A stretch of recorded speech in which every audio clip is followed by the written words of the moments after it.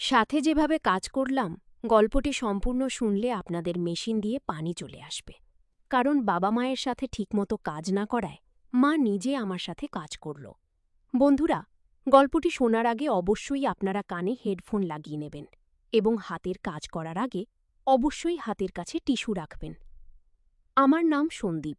আমি মধ্যপ্রদেশের একটি ছোট শহরে বাস করি। সেখানেই আমি এবং আমার পরিবার থাকি। কোনো অভাব নেই।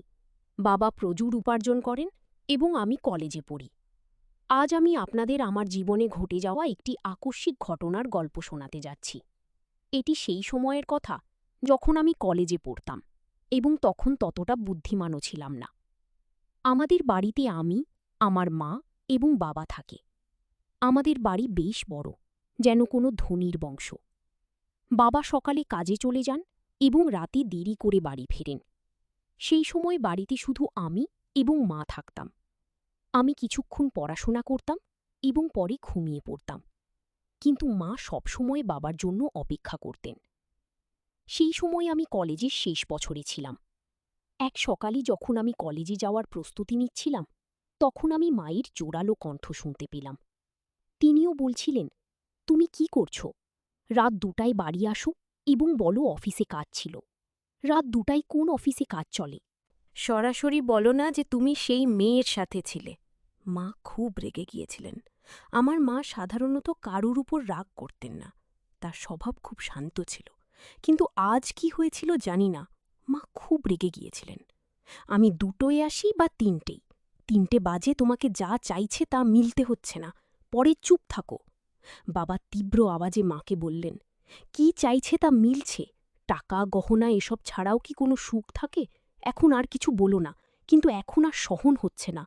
৩-৪ মাস হয়ে গেছে তুমি আমাকে ছুঁয়েও দেখনি। শেষ। ওই মেয়ের মধ্যে এমন কি আছে যা আমার মধ্যে নেই? মায়ের আওয়াজ আরও তীব্র হয়ে উঠল। তখন বাবা রেগে বললেন, বারবার মেয়ে বলো না, নইলে। তাহলে কি করবে? মা উল্টো জবাব দিলেন। সেই সময় বাবার রাগ অনেক বেড়ে গিয়েছিল। তখনই হঠাৎ ধমকের আওয়াজ এলো এবং সঙ্গে সঙ্গে মায়ের চিৎকারে পুরো ঘর গুঞ্জে উঠল। আমি তৎক্ষণাৎ আমার ঘর থেকে ছুটে তাদের বেডরুমের দিকে গেলাম। যে দৃশ্য আমি দেখলাম তা দেখে আমি হতবাক হয়ে গেলাম। বাবা মাকে বেল্ট দিয়ে মারছিলেন। মা ব্যথায় চিৎকার করছিলেন, কিন্তু বাবা থামার নামই নিচ্ছিলেন না। আমি কিছু না ভেবেই মায়ের উপর ঝাঁপিয়ে পড়লাম, যাতে তাকে বাঁচাতে পারি। কিন্তু বাবা তখনও থামলেন না। যেই আমার উপরেও ২-৪টি বেল্টের আঘাত লাগল, বাবা থামলেন এবং তিলমিলিয়ে আমার দিকে রেগে তাকাতে লাগলেন। তারপর বাড়ি থেকে বেরিয়ে গেলেন। পরের দিকে আমি মায়ের দিকে তাকালাম। মায়ের চোখ থেকে অশ্রুধারা বয়ে যাচ্ছিল। আমি মাকে সাপোর্ট দিয়ে উঠিয়ে দিলাম। উঠতে গিয়ে মা কেঁদে উঠলেন। আমি তাকে বিছানায় বসালাম। তখন পর্যন্ত তার হাত ও পিঠে লাল দাগ পড়ে গিয়েছিল। এদিকে আমার বাবার উপর প্রচণ্ড রাগ উঠল। কোনো মানুষ এত নিষ্ঠুর কি করে হতে পারে? কেউ নিজের স্ত্রীকেও এভাবে মারতে পারে? তখন আমি দ্রুত রান্নাঘরে গেলাম। একটি বাটিতে তেল ও হলুদ মিশিয়ে মায়ের কাছে নিয়ে এলাম। মায়ের পিঠে ২-৪টি বেল্টের আঘাতের ব্যথা অনুভব হচ্ছিল। মা ফুপিয়ে ফুপিয়ে কাঁদছিলেন। এরপর আমি মায়ের হাত ও পিঠে তেল হলুদের মিশ্রণ লাগানো শুরু করলাম, যেখানে তাকে মারা হয়েছিল। কিছু জায়গায় হালকা রক্ত বের হয়েছিল। মিশ্রণ লাগানোর পর আমি বাটিটি একপাশে রেখে মায়ের পাশে বসে পড়লাম। মা আমাকে দেখে তৎক্ষণাৎ আমাকে জড়িয়ে ধরে কাঁদতে লাগলেন। পরে তিনি আমার গলায় মুখ লুকিয়ে জোরে জোরে কাঁদতে লাগলেন। মায়ের অশ্রুতে আমার কাঁধ ভিজে গেল। আমি তার পিঠে হাত বুলিয়ে তাকে শান্ত করার চেষ্টা করছিলাম। আমরা দুজন অনেকক্ষণ ধরে এভাবেই একে অপরের বাহুতে ছিলাম। তখনই মায়ের হাত যখন আমার পিঠের দাগগুলো স্পর্শ করল, তীর ব্যথার ঢেউ উঠল, আর আমি কেঁদে উঠলাম। মা যে এটা বুঝতে পারলেন, তিনি তৎক্ষণাৎ আমার থেকে সরে গেলেন। পরে মা আমার শার্ট ওপরে তুলে সে বাটি থেকে তেল হলুদের মিশ্রণ ধীরে ধীরে আমার পিঠে লাগাতে লাগলেন। লাগানোর সময় তিনি ফুঁপিয়ে ফুঁপিয়ে কাঁদছিলেন। তুই কেন আমার জন্য মাঝখানে এলি? অকারণে তোরও মার খেতে হলো, মা এমন বললেন। তখন আমি তাকে বললাম, মা, তোমার জন্য যদি আমার প্রাণও চলে যেত, তবুও আমার কোনো দুঃখ হতো না। কিন্তু তিনি তোমাকে মারলেন। যখন আমি এ কথা বললাম, তখন মা আমার দিকে তাকিয়ে বললেন, তোকে বলবো কিনা ভাবছি। ছেড়ে দে, এখন তোকে এসব জানা উচিত। গত 2 বছর ধরে তোমার বাবা একটি মেয়ের পেছনে ঘুরছে। রাতে দেরি করে আসি এবং আমার জন্য যেন কোনো অস্তিত্বই নেই তার কাছে। আর আমাকে এই কথা বলতেও লজ্জা হচ্ছে যে গত কয়েক মাস ধরেই সে আমাকে ছুঁয়েও দেখেনি। কয়েকবার মনে হয়েছে আমি নিজের প্রাণ দিয়ে দিই, কিন্তু আমার পরে তোর কি হবে এই ভেবে আমি এমন পদক্ষেপ নিইনি। কিন্তু সত্যি এখনই জীবন থেকে ক্লান্ত হয়ে পড়েছি। এখন আমি ঠিক করেছি একই ঘরে থাকব, কিন্তু তার সাথে কোনো সম্পর্ক রাখব না। মায়ের এই কথা শুনে আমি ভাবনায় পড়ে গেলাম। এত সুন্দর, সুশিক্ষিত ও বুদ্ধিমান মা হওয়া সত্ত্বেও বাবা কি করে অন্য নারীর পেছনে ঘুরছে। মনে মনে আমি বাবারই কাজকে দোষী সাব্যস্ত করলাম। মা সত্যিই খুব সুন্দর ছিলেন। সুন্দর চেহারা, নাজুক বডি, স্লিম ফিগার, 5 ফুট উচ্চতা, ফর্সা রং। তিনি যেন কোনো ছবিতে আঁকা দেবীর মতো দেখাতেন। তবুও বাবা কেন তার সৌন্দর্য দেখতে পাচ্ছিলেন না? সেই দিনের পর থেকে মা বাবার সাথে কথা বলা বন্ধ করে দিলেন। তিনি আমার ঘরে আমার পাশেই ঘুমোতে লাগলেন। বাবা মাঝে মাঝে বাড়ির সব জিনিসপত্র গুলিয়ে দিতেন এবং টিভির পাশের ড্রয়ারে 5,000 টাকা রেখে যেতেন। এখন তো বাবা বাড়িতে খেতেও আসতেন না। তিনি সেই মেয়ের বাড়ি থেকেই খেয়ে আসতেন এবং কখনো কখনো বাড়িতেও আসতেন না। ধীরে ধীরে এভাবে আরও 3 বছর কেটে গেল। তখন আমি কলেজের পড়াশোনা শেষ করেছি এবং একটি আইটি কোম্পানিতে কাজ শুরু করেছিলাম। আর এখন আমি 24 বছর বয়সী হয়ে গিয়েছিলাম। নিয়মিত ব্যায়াম ও ভালো খাদ্যাভ্যাসের কারণে আমার স্বাস্থ্য ভালো হয়ে গিয়েছিল। এখন তো বাবা মাসে 2-3 বারই বাড়ি আসতেন। আমার সঙ্গে খুব কম কথা বলতেন। যদিও মা এখন সেই আঘাত থেকে উঠে এসেছিলেন, কিন্তু তার চেহারায় সবসময় একটা বিষাদ ছেয়ে থাকত। আমি তাকে কখনো হাসতে দেখিনি। আমি আগে কখনো এমন দেখিনি। এটা দেখে আমার খুব খারাপ লাগত। যখন আমি চাকরিতে যোগ দিই, কোম্পানি আমাকে একটি ল্যাপটপ দিয়েছিল, তাই আমি বাড়িতে ইন্টারনেট সংযোগও করিয়ে নিয়েছিলাম। ছোটবেলা থেকে মায়ের সঙ্গে থাকার কারণে আমার বেশি বন্ধু ছিল না। মাই ছিলেন আমার সবচেয়ে কাছের বন্ধু। সন্ধে যখন আমি কাজ থেকে বাড়ি ফিরতাম, ফ্রেশ হয়ে চা খেতাম এবং পরে বেডরুমে গিয়ে ল্যাপটপে ইন্টারনেট ব্যবহার করতাম। এটা আমার সময় কাটানোর মাধ্যম হয়ে উঠেছিল। সেই বয়সের কারণে আমি ইন্টারনেটে বিভিন্ন ধরনের সিনেমা দেখতাম, কিন্তু আমার সবচেয়ে বেশি পছন্দ হতে শুরু করেছিল মা এবং ছেলের মধ্যে সম্পর্ক নিয়ে সিনেমা। ধীরে ধীরে মায়ের দিকে তাকানোর আমার দৃষ্টিভঙ্গিতেও পরিবর্তন আসতে শুরু করেছিল। একদিন সোমবার ছিল, রাত প্রায় 9টা বাজে। হঠাৎ বাবা বাড়ি এলেন। আমাদের বাড়ি মায়ের নামে ছিল। বাবা মাকে বলতে লাগলেন যে বাড়ি তার নামে করে দিতে। তখন মা অস্বীকার করলে বাবা তাকে খুব বকাবকা করতে লাগলেন। মা চুপচাপ শুনতে থাকলেন। এমন সময় বাবা মায়ের গালে এক চড় মারলেন। এই দেখে আমার রক্ত গরম হয়ে উঠল। বাবা দ্বিতীয় চড় মারতে যাচ্ছিলেন, তখনই আমি তার হাত ধরে ফেললাম এবং বললাম, বাবা, এখন যথেষ্ট হয়েছে। এই তামাশা অনেক হয়েছে। এখন আর সহ্য করা যায় না। আজ থেকেই বাড়িতে পা রাখলে এর পরিণাম ভালো হবে না। এরপর মাও রেগে বাবাকে খুব বকলেন। বাবা মায়ের জড়ি বকুনিতে হঠাৎ থেমে গেলেন এবং আমার শক্তিশালী শরীর দেখে সেখান থেকে চলে গেলেন। পরে আমি দরজা বন্ধ করে মায়ের কাছে গেলাম। মা আমাকে চোখে অশ্রু নিয়ে দেখলেন এবং দৌড়ে এসে আমাকে জড়িয়ে ধরে ফুপিয়ে ফুপিয়ে কাঁদতে লাগলেন। আমিও মায়ের কোমর শক্ত করে ধরে তাকে আমার বাহুতে জড়িয়ে নিলাম।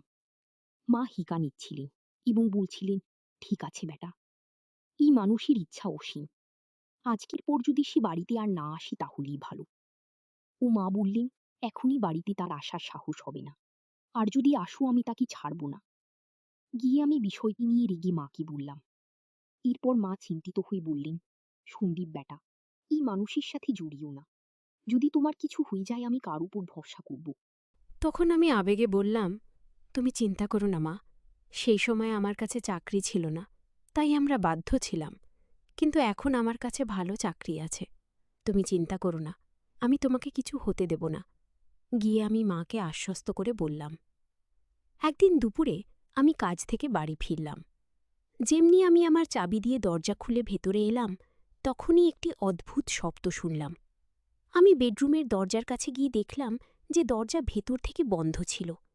আমি দরজার ছিদ্র দিয়ে ভেতরে তাকিয়ে দেখলাম যে মা ভেতরে কারো সাথে ছিলেন। যে দৃশ্য আমি দেখলাম তা দেখে আমি হতবাক হয়ে গেলাম। প্রায় 10 মিনিট ধরে আমি সেখানে তাকিয়ে রইলাম। হঠাৎ মা অজ্ঞান হয়ে মেঝেতে ধরে গেলেন। বাড়ির বারান্দার দরজা খুলে আমি বাইরে গেলাম। এরপর আমি জোরে বললাম, মা, আমি চলে এসেছি, তুমি কোথায়? বলে আমি হাতে ধরা ব্যাগ সোফায় রেখে জুতোর ফিতা খুলতে লাগলাম। কিছুক্ষণ পর মা বেডরুমের দরজা খুলে বেরিয়ে এলেন। আমাকে দেখে তার মুখে ঘাবড়ে যাওয়া এবং আশ্চর্যের ভাব ছিল। আমি দ্রুত জুতো খুলে বেডরুমে ঢুকে গেলাম। টেবিলে আমি কলার একটি প্লেট দেখলাম। আমি একটি কলা নিয়ে খেতে লাগলাম। মা আমার পিছে পিছিয়ে এলেন। আমি ঠিক তখন কলা খেতে যাচ্ছিলাম, মা কিছু বলতে যাচ্ছিলেন, কিন্তু আমি আগেই কলা মুখে পুরে ফেললাম। মা অবাক হয়ে আমার দিকে তাকানোর সুযোগ পেলেন, আর আমি শান্তিতে কলা খাচ্ছিলাম। কলাটা একটু কাঁচা ছিল, তাই পুরোপুরি মিষ্টি নয়। মা, কলা খুব ভালো আছে। আর কলা কি? আমি কলা খেতে খেতে মাকে জিজ্ঞাসা করলাম। মা কিছু উত্তর দিলেন, কিন্তু তার মুখেই রইল। কিন্তু বন্ধুরা, আমি আপনাদের বলছি, সেই কলাগুলোর স্বাদ এত ভালো ছিল যে কিছু বলার নেই। কলা খাওয়ার পর আমি বাথরুমে গিয়ে ফ্রেশ হয়ে এলাম এবং তারপর ঘরে গিয়ে ল্যাপটপ খুললাম। তারপর আমি একটি রোম্যান্টিক মুভি দেখতে লাগলাম। রাতের খাবারের পর আমি বেডরুমে ঘুমোতে গেলাম। কিছুক্ষণের মধ্যেই মা সব কাজ সেরে ঘুমোতে এলেন। মা হালকা গোলাপি রঙের নাইট গাউন পরেছিলেন। তখন আমি ল্যাপটপ থেকে চোখ সরিয়ে মায়ের দিকে তাকালাম। মা নিচু হয়ে তাকিয়া ঠিক করছিলেন। তাকিয়া ঠিক করার পর মা বিছানায় শুয়ে পড়লেন। তখন আমিও আমার ল্যাপটপ বন্ধ করে দিলাম। তারপর লাইট বন্ধ করে ঘুমানোর চেষ্টা করলাম, কিন্তু আমার ঘুম আসছিল না। আমার মাথায় সারাদিনে সেই ঘটনা বারবার ঘটছিল। অনেকক্ষণ ধরে আমি জেগে রইলাম, আর মা শান্তিতে ঘুমাচ্ছিলেন। কিছুক্ষণ পর মা পাশ ফিরলেন এবং আমার দিকে পিঠ করে শুয়ে পড়লেন। এরপর তিনি ছাদের দিকে মুখ করে শুতে শুরু করলেন। আমি কিছুক্ষণের জন্য ভয় পেয়ে গেলাম, কিন্তু যখন মা জাগলেন না, তখন আমি কিছুটা স্বস্তি পেলাম। আমার সাহস বেড়ে গেল এবং আমি ধীরে ধীরে মায়ের দিকে তাকাতে লাগলাম। মা কিছুক্ষণের জন্য আমার দিকে তাকালেন এবং তারপর চোখ বন্ধ করে নিলেন। আমি বুঝে গেলাম যে তিনি এখনও জেগে আছেন। আমি আরেকটু এগিয়ে গেলাম এবং নিজেকে সন্তুষ্ট মনে করলাম। মাও খুশি ছিলেন। তিনি কিছু বলেননি, কিন্তু আমি অনুভব করছিলাম যে তিনিও সন্তুষ্ট হয়েছেন। মা, কি হয়েছে? তুমি চুপ কেন? তোমার ভালো লাগেনি? আমি যখন এমন জিজ্ঞাসা করলাম, তখন তিনি বলেন, না রে বেটা, আমার তো খুব ভালো লেগেছে। তুই মাটি খুব খুশি করেছিস। কি? তারপর আমি মায়ের পিঠে স্নেহে হাত বোলাতে বোলাতে বললাম, মা, এখন থেকে তোমাকে কলা খেতে হবে না। আমি ধীরে ধীরে এমন কথা বললে মা বলে উঠলেন, বেটা, তোমার এটা কি করে জানা হলো? মা অবাক হয়ে আমার দিকে তাকিয়ে জিজ্ঞাসা করলেন। তখন আমি তাকে বললাম, আজ দুপুরে যখন আমি বাড়ি ফিরলাম, তখন ঘর থেকে তোমার কণ্ঠ শুনতে পেলাম। যখন আমি দরজার ছিদ্র দিয়ে দেখলাম, তখন সব বুঝে গেলাম। তখনই আমি ঠিক করলাম, এখন থেকে মাকে কোনো কিছুর অভাব হতে দেব না। আগে সন্দীপ, আমার রাজা, তুমি তোমার মাকে কত ভালোবাসো। মা আবেগপ্রবণ হয়ে বললেন, হ্যাঁ মা, এখন থেকে তোমাকে আমি কোনো কিছুর অভাব হতে দেব না। আমি বললাম, এখন বাবাও আমাদের আর প্রতিদ্বন্দ্বী করবে না এবং তিনি আর এই বাড়িতে পা রাখবেন না। তাই তুমি এখন চিন্তা করো না, আমরা এখন সুখে থাকব। আমি মাকে আশ্বস্ত করলাম। সেদিন আমরা দুজনেই সুখ ও শান্তির আনন্দ উপভোগ করলাম এবং তারপর আরামে ঘুমিয়ে গেলাম। পরের সকালে মা সব কাজ ছেড়ে আমাকে জাগাতে এলেন। আমি দ্রুত প্রস্তুত হয়ে চা খেলাম এবং আমরা দুজনেই গল্প করতে লাগলাম। তখনই আমরা দেখলাম বাবা হঠাৎ এসে আমাদের সামনে দাঁড়িয়ে গেছেন। মা বাবাকে জিজ্ঞাসা করলেন, এখন তোমার কি চাই? একবার বলে দিয়েছি যে আমরা এই বাড়ি দেব না, তাহলে আবার কেন এসেছ? বাবা উত্তর দিলেন, আমার এখন বাড়ি চাই না। আমি শুধু এটা বলতে এসেছি যে আমি এখন আরেকটি বিয়ে করতে যাচ্ছি, তাই তোমাদের থেকে তালাক চাই। ও। তারপর মা আমার দিকে তাকিয়ে জিজ্ঞাসা করলেন, তোমার কি বলার আছে? আমি বললাম, মা, তুমি যা সঠিক মনে করো তাই করো। আমি তোমাকে কোনো কিছুর অভাব হতে দেব না। আমার ওপর বিশ্বাস রাখো। কোমা তখন বাবাকে তালাকের জন্য হ্যাঁ বলে দিলেন। দুপুরে মা এবং বাবা দুজনেই অফিসে গেলেন এবং তাদের বাকি আইনি কাজ সেরে ফিরে এলেন। তারপর থেকে বাবা আর কখনো আমাদের দেখা দেননি এবং আমরাও তাকে খুঁজে বের করার চেষ্টা করিনি। আমরা দুজনেই এখন আমাদের বাড়িতে খুশি ছিলাম এবং বাবাও তার সেক্রেটারির সাথে খুশি ছিলেন। এখন আমরা দুজনেই একা থাকি এবং আমাদের সুখ দুঃখের খেয়াল রাখি। এমনি করে চলতে চলতে এখন অনেক বছর কেটে গেছে। এখন মা আমাকে বলতে শুরু করেছেন, এখনো তোমার অনেক জীবন বাকি আছে। তুমি কোনো ভালো মেয়েকে দেখে নাও, যাতে আমি তোমার বিয়ে দিতে পারি। এবং হ্যাঁ, বিয়ের পর আমাকে ভুলে যেও না। আগে হেসে বললাম, তোমাকে কিভাবে ভুলতে পারি মা? তুমি তো আমার মা। তখন আমরা দুজনেই হেসে উঠলাম। পরের কয়েক মাস আমাদের জীবন খুব শান্তি ও খুশিতে কাটছিল। মা এবং আমি এখন একে অপরের খেয়াল রাখতাম এবং একে অপরের সাথে খুশি ছিলাম। কিন্তু মায়ের কথা আমার মাথায় সবসময় ঘুরত। তিনি বলেছিলেন যে আমাকে আমার জীবনের কথা ভাবতে হবে এবং কোনো ভালো মেয়েকে বিয়ে করতে হবে। আমি এ বিষয়ে গভীরভাবে ভাবা শুরু করলাম এবং একদিন মায়ের সাথে খোলামেলা কথা বললাম। মা, তুমি ঠিক বলেছিলে। এখন সময় এসেছে যে আমি আমার জীবনের পরবর্তী পর্যায়ে এগিয়ে যেতে পারি। আমার মনে হয় এখন আমিও কারো সাথে আমার জীবন কাটানোর প্রয়োজন আছে। মা আমার মুখের দিকে তাকিয়ে মৃদু হাসলেন। এরপর তিনি বললেন, একদম ঠিক বলেছ বেটা। আমি সবসময় চেয়েছি তুমি তোমার জীবনকে খুশি ও ভালোবাসায় ভরে তুলবে।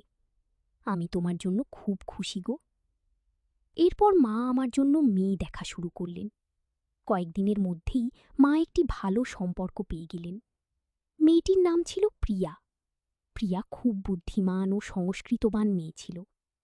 যখন আমি প্রথমবার তার সাথে দেখা করলাম, তখন আমার মনে হলো যেন আমার জীবনের সেই শূন্যটা পূর্ণ হয়ে গেল। প্রিয়া এবং আমি খুব শীঘ্রই বিয়ের বন্ধনে আবদ্ধ হলাম। বিয়ের পর আমাদের বাড়ি আরও সুখের হয়ে উঠল। মা, প্রিয়া এবং আমি একটি পরিবারের মতো থাকতে শুরু করলাম। মা এখন এই বিষয়ে খুব খুশি ছিলেন যে তিনি আমাকে একাকিত্ব থেকে বের করে এনে আমার জন্য একটি নতুন জীবন শুরু করতে সাহায্য করেছিলেন। সময় কেটে গেল এবং আমাদের জীবন আগের চেয়েও ভালো হতে লাগল। মা এখন আগের চেয়েও বেশি খুশি ছিলেন এবং আমিও এই বিষয়ে সন্তুষ্ট ছিলাম যে আমি তার সব স্বপ্ন পূরণ করেছি। শেষে আমি শিখলাম যে জীবনের সম্পর্কের গুরুত্ব কতটা তা আছে মা ছেলের সম্পর্ক হোক বা স্বামী স্ত্রীর। সত্যিকারের ভালোবাসা ও সম্মানই সম্পর্ককে মজবুত করে এবং এই শিক্ষাই আমি আমার জীবনে প্রয়োগ করেছি। তাই বন্ধুরা, এই গল্পের মূল বার্তা হলো যে পরিবারই আমাদের আসল শক্তি এবং যখন আমরা আমাদের পরিবারের পাশে দাঁড়াই তখন সব কঠিন কাজ সহজ হয়ে যায়। আশা করি তোমরা এই গল্পটি পছন্দ করেছ। যদি গল্পটি পছন্দ হয়ে থাকে তবে লাইক করো এবং তোমাদের বন্ধুদের সাথে শেয়ার করো। এমন আরও রোমাঞ্চকর গল্পের জন্য আমাদের চ্যানেল সাবস্ক্রাইব করতে ভুলো না।